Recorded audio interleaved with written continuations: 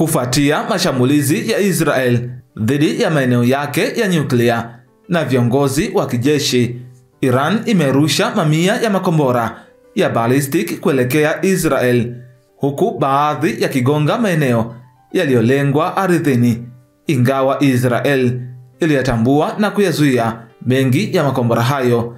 Lakini makombora kadhaa yalivuka mifumo yake ya ulinzi na kusababisha uharibifu mkubwa na majeruhi, ikiwemo katika mji wa Tel Aviv ya kati na maeneo mengine.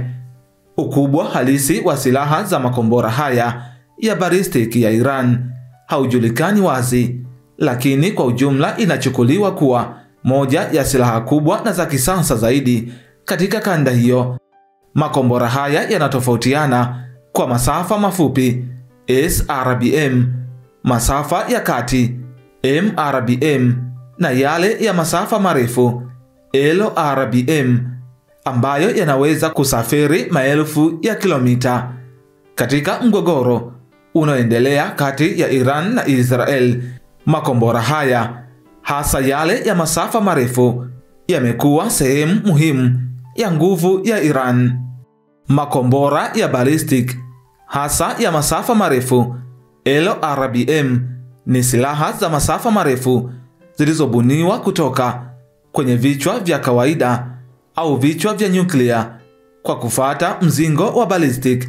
Kurushwa kwa makombora haya hufanywa kwa kutumia injini zenye nguvu za roketi ambazo huyasukuma juu kuelekea juu angani, yakisafiri kwa kasi kubwa sana. Mchakato huu wa kurusha hugawanywa katika hatua kadhaa. Kwanza, injini huwaka na kutoa msukumo mkubwa wa kwanza, kisha baadhi ya roketi huweza kujitenga ili kupunguza uzito na kuongeza kasi. Ni muhimu kutambua kwamba tofauti na ndege, makombora ya ballistic hayategemei hewa kwa ajili ya msukumo wao. Yanabeba mafuta na vifaa wezeshi vinavyoruhusu kusafiri hata nje ya anga hewa. Mara tu injini zao zinapozimwa na mafuta kwisha, kombora hufuata njia iliyopangwa kabla, likielekea juu angani na baadaye kurudi chini kwa kasi kuelekea lilipoelekezwa kugonga shabaha yake.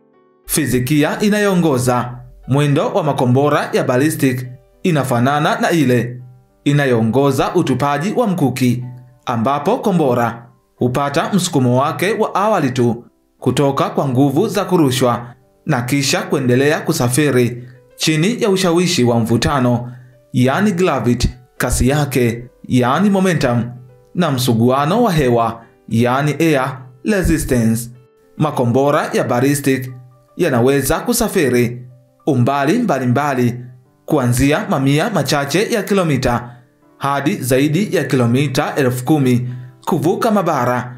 Aina muhimu ni makombora ya ballistic ya masafa marefu LRBM, ambayo yanaweza kusafiri kati ya kilomita 3,500 hadi 5,500, zaidi ya maili 2,175 hadi 3,418, na hivyo kuwa tishio kubwa kwa maeneo lengwa yaliyoko mbali. Makombora haya husafiri kwa kasi kubwa sana, hivyo kuyawezesha kusafiri maelfu ya kilomita ndani ya dakika chache tu.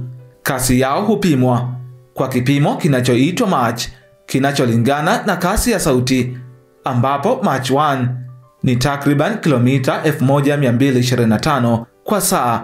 Baadhi ya makombora ya masafa mafupi hufikia kasi ya juu ya sauti zaidi ya Mach 1, huku yale ya masafa marefu ikiwemo ya LRBM yanaweza kusafiri kwa kasi ya hypersonic, yani zaidi ya Mach 5, kilomita 6,125 kwa saa.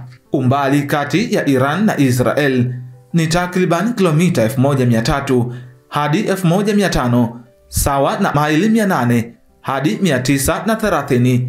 Makombora ya ballistic kutoka Iran yanayosafiri kwa Mach 5 yanaweza kufika Israel kwa takriban dakika 12 tu, ingawa muda kamili unategemea aina ya kombora na eneo la kurushia.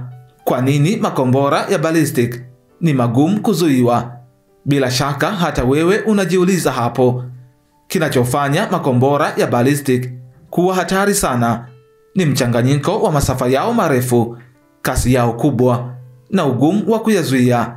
Njia yake ya kuruka juu kwa kasi huipa mifumo ya ulinzi muda mfupi sana wa kuyakabili, na yanaporejea kutoka angani yanashuka haraka zaidi, jambo linalofanya uzuiaji kuwa mgumu zaidi. Kasi ya makombora hayo ni ya ajabu, hasa katika awamu ya mwisho yanaporudi kutoka angani.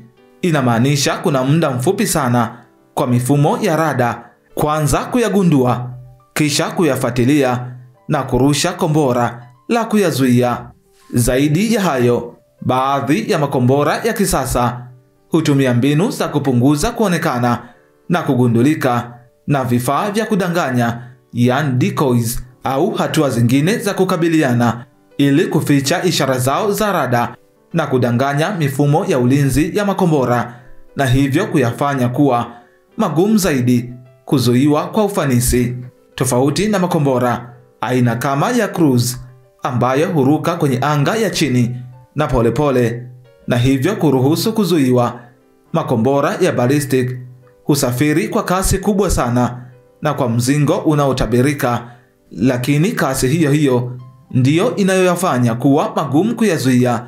Ingawa makombora ya cruise yanaweza kuchukua takriban masaa 2 kufika Israel kutoka nchini Iran na drone hadi masaa 9, makombora ya ballistic ni ya haraka zaidi na hatari zaidi kutokana na kasi na njia yake ya kuruka, na ndiyo yamekuwa nguzo muhimu ya Iran katika vita yake ya sasa na Israel.